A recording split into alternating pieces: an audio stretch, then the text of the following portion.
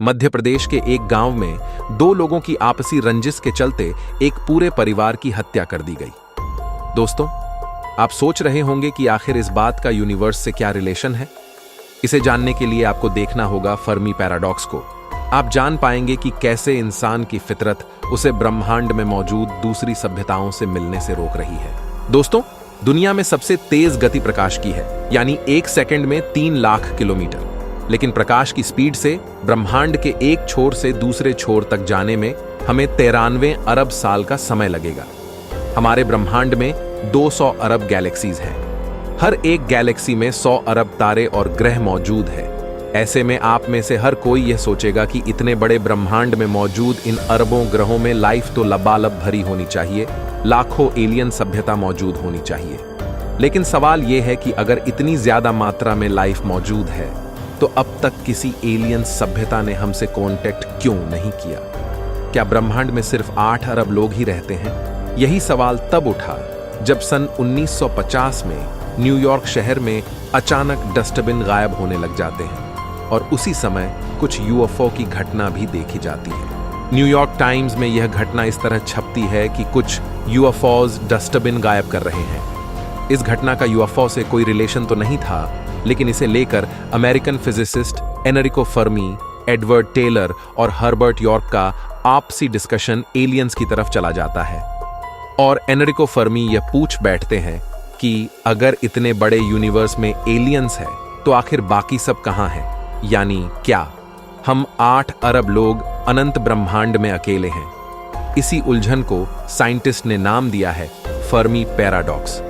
तो दोस्तों, चलिए जानते हैं क्या है ये इंटरेस्टिंग पैराडॉक्स और क्यों अब तक एलियंस ने हमसे कांटेक्ट नहीं किया है। दोस्तों, अगर आज हम अपनी पृथ्वी से प्रकाश की गति से चलना शुरू करें तो 1 लाख साल लगेंगे हमें मिल्की वे गैलेक्सी को पार करने में। लेकिन अगर हम दूसरी गैलेक्सीज तक पहुंचना चाहे तो हम चाहकर भी उन गैलेक्सीज तक कभी नहीं पहुंच सकते, क्योंकि हमारा ब्रह्मांड लगातार फैल रहा है। इस वजह से सभी गैलेक्सीज एक दूसरे से दूर जा रही हैं। ऐसे में हमारे यूनिवर्स में मौजूद लाइफ को ढूंढना तो हमारे लिए पूरी तरह इम्पॉसिबल ही है। अगर हम बात करें हमारी गैलेक्सी की, तो हमारी आकाशगंगा मंदाकिनी में 400 अरब तारे हैं। ये इतने ज्यादा है कि अगर 1 सेकंड में एक तारे को गिना जाए तो आपको 100 जन्म लग जाएंगे इन्हें गिनने में। मंदाकिनी में हमारे सूरज जैसे 20 अरब तारे मौजूद हैं। इनमें हर 5वें तारे पर पृथ्वी जैसा प्लेनेट हो सकता है जहां लाइफ संभव हो। अगर इनमें से 0.1% ग्रहों पर भी लाइफ मौजूद हो तो भी सिर्फ हमारी आकाश गंगा में ही 10 लाख ऐसे ग्रह होंगे जहां लाइफ संभव हो। यानी कि हमारी आकाश गंगा मिल्की वे में ही लाखों ग्रहों पर लाइफ मौजूद हो सकती है। हमारे यूनिवर्स को बने हुए 13 अरब साल बीत चुके हैं। हमारी पृथ्वी पर लाइफ 3.5 अरब साल पहले शुरू हुई थी, जिसमें हम इंसान पिछले 3 लाख साल से धरती पर मौजूद हैं। ऐसे में हम कह सकते हैं कि पिछले इन अरबों सालों में मंदाकिनी में मौजूद इन लाखों ग्रहों पर जीवन पैदा होने के लिए काफी समय मौजूद था। इस हिसाब से तो हमारा ब्रह्मांड एलियंस सभ्यताओं से भरा होना चाहिए। लेकिन यहां आकर सवाल उठता है कि अगर ऐसा है तो इतने समय में आज तक एलियंस हमसे मिलने क्यों नहीं आए? अगर हम आज की टेक्नोलॉजी से भी धीरे धीरे दूसरे ग्रहों पर बसना शुरू कर दें तो भी हमें सिर्फ 50 लाख से 5 करोड़ साल लगेंगे पूरी मंदाकिनी आकाशगंगा में बसने के लिए। जबकि अगर ब्रह्मांड में हमारे जैसी इंटेलिजेंट सिविलाइजेशन मौजूद है तो अब तक हमें उनके सबूत मिल जाने चाहिए थे। जैसे हमें विशाल समुद्र में शिप्स का ट्रैफिक नजर आता है, वैसे ही अंतरिक्ष में स्पेसशिप मिलनी चाहिए थी। अगर डायरेक्ट एलियन या स्पेसशिप न मिले तो दूसरे ग्रहों पर उनके निशान, आर्टिफैक्ट्स मिलने चाहिए थे। अगर एलियंस ब्रह्मांड में मौजूद है तो हमें आज तक एक भी एविडेंस क्यों नहीं मिला? हम इंसानों ने धरती से कई मैसेज ब्रह्मांड में छोड़े हैं ताकि कोई इंटेलिजेंट लाइफ इन्हें डिटेक्ट करके हमसे कांटेक्ट कर सके, लेकिन आज तक हमें न किसी का मैसेज मिला, न ही हमारे मैसेज को किसी ने रिप्लाई किया। तो ऐसे में सच क्या है? अगर गैलेक्सी में ही लाखों एलियन सभ्यता के होने के चांसेस है तो आखिर वो बाकी सब कहां हैं? वो हमें आज तक क्यों नहीं मिले? आखिर इस विरोधाभास का सॉल्यूशन क्या है? इसे जानने के लिए हमें जानना होगा कि एक इंटेलिजेंट सिविलाइजेशन कितनी एडवांस हो सकती है। जिसे जानने पर हमें इस गुत्थी के कुछ जवाब मिलते हैं। हमारे ब्रह्मांड में मौजूद इंटेलिजेंट एलियन सिविलाइजेशन 3 टाइप की हो सकती है, टाइप 1, टाइप 2 और टाइप 3। इसे कार्डाशेव स्केल भी कहा जाता है। टाइप 1 सिविलाइजेशन एक ऐसी एडवांस सभ्यता होती है जो अपने प्लेनेट की सारी एनर्जी का यूज ले सकती है। यानी अगर हम अपने सूर्य से पृथ्वी पर आने वाली सारी ऊर्जा का प्रयोग करना सीख जाए तो हम टाइप 1 सिविलाइजेशन कहलाएंगे। फिलहाल जितनी ऊर्जा का प्रयोग हम इंसान कर रहे हैं, टाइप 1 सिविलाइजेशन बनने के लिए हमें इससे 1 लाख गुना ज्यादा ऊर्जा की आवश्यकता होगी। हम इंसानों को टाइप 1 लेवल तक पहुंचने में 200 सालों का वक्त लग सकता है। फिलहाल हम टाइप 0 सिविलाइजेशन के लेवल पर है। अगर हम टाइप 1 लेवल पर पहुंच जाए तो हम अपने प्लेनेट पर आने वाले खतरों पर कंट्रोल कर सकते हैं। चांद, मंगल, शुक्र और पूरे सोलर सिस्टम में अपनी मानव बस्ती बसा सकते हैं। अगर ब्रह्मांड में मौजूद एलियंस टाइप 1 सिविलाइजेशन है तो हो सकता है कि वे हमसे काफी दूर हों और हमें कांटेक्ट नहीं कर पा रहे हों। उदाहरण के तौर पर हमें अपने सबसे पास मौजूद तारे प्रॉक्सिमा सेंटोरी पर ही जाने में कई हजार साल लग जाएंगे। ऐसे में हमारा वहां मौजूद लाइफ से कांटेक्ट करना ही संभव नहीं हो पाएगा। लेकिन अगर ऐसा है तो उनके सिग्नल तो हमें मिल ही सकते हैं। तो दोस्तों, हो सकता है कि ऐसी सिविलाइजेशन पास्ट में रही हो और बाद में वो खत्म हो गई हो। यानी जिस समय हम इंसान पैदा ही नहीं हुए होंगे, उसी से पहले ही वो सिविलाइजेशन हजारों सालों तक हमारे पास सिग्नल भेज रही हो, लेकिन उस समय पृथ्वी पर एडवांस इंटेलिजेंट लाइफ थी ही नहीं जो उनके मैसेज को रिसीव कर पाए। प्रसिद्ध वैज्ञानिक कार्ल सेगन के अनुसार यह भी हो सकता है कि हमारे भेजे गए सिग्नल उनके लिए एक रैंडम नॉइस की तरह हो, क्योंकि उनकी थॉट प्रोसेस हमसे तेज या स्लो भी हो सकती है, जिससे हमारे मैसेज उनके लिए सिर्फ एक परेशान करने वाली मच्छर की आवाज हो। तो यही वजह हो सकती है कि वो हमसे कांटेक्ट नहीं कर पा रहे हो। वहीं एक टाइप 2 सिविलाइजेशन एक ऐसी बेहद एडवांस सिविलाइजेशन है जो अपने सूर्य की ही पूरी ऊर्जा को प्रयोग में ले सकती है।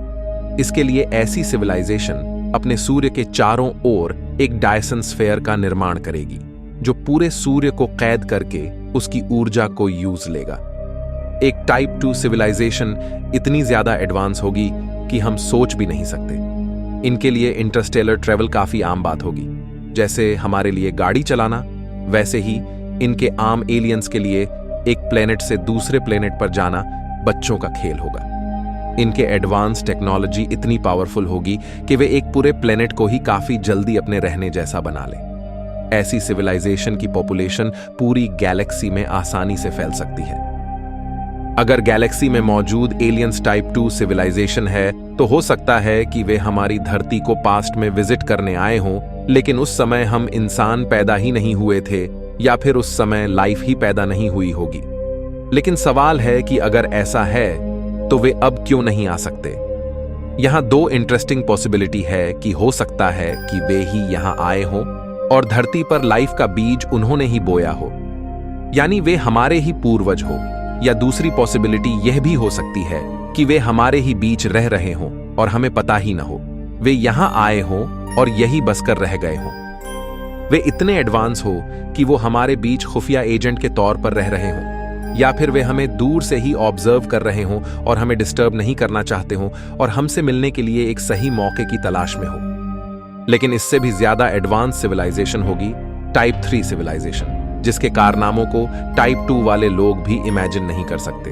एक टाइप 3 सिविलाइजेशन पूरी गैलेक्सी की ऊर्जा को प्रयोग में ले सकती है और ऐसी सिविलाइजेशन आसानी से किसी प्लेनेट को बना भी सकती है और खत्म भी कर सकती है। इनके पास इतनी एडवांस कंप्यूटिंग पावर होगी कि ये हमारे जैसी कई टाइप 0 सिविलाइजेशन को कंप्यूटर के अंदर सिम्युलेट कर सके, जो कंप्यूटर के अंदर रहकर ये सोचती रहे कि वह कंप्यूटर की दुनिया ही पूरा ब्रह्मांड है।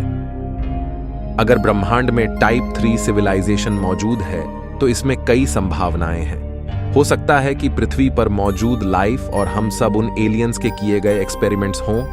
हो सकता है कि वो हम सब इंसानों के साथ नए नए खेल खेलते रहते हों, हमें कंट्रोल करते हों, हमें लड़ाते हों, और ये सब करके वो हमारे साथ गेम खेल रहे हों। या फिर ये भी संभव है कि हम सब उनके द्वारा बनाए गए एक कंप्यूटर सिमुलेशन है जो कंप्यूटर के अंदर ही मौजूद है और हम सब उनको खोज रहे हैं, जबकि हमें पता ही ना हो कि वो तो कंप्यूटर के बाहर मौजूद है।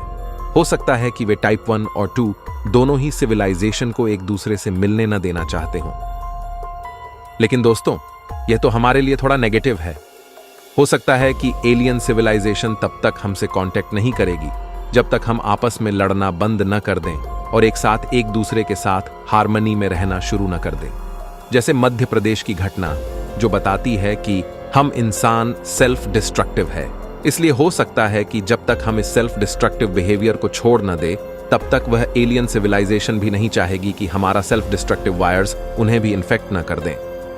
वैज्ञानिकों के अनुसार कोई भी टेक्नोलॉजिकल एडवांस सभ्यता एक समय के बाद किसी न किसी कारण से खुद को नष्ट कर ही लेती है। हो सकता है कि टाइप 3 सिविलाइजेशन ने अपने सेल्फ डिस्ट्रक्टिव बिहेवियर को छोड़कर ही टाइप 3 लेवल को अचीव किया हो। इस वजह से वो नहीं चाहती कि हम उनसे कांटेक्ट कर पाए। लेकिन इस बात का क्या सबूत है कि हमारे यूनिवर्स में एडवांस एलियन सभ्यता मौजूद है? तो भाई लोगों, इनसे मिलिए।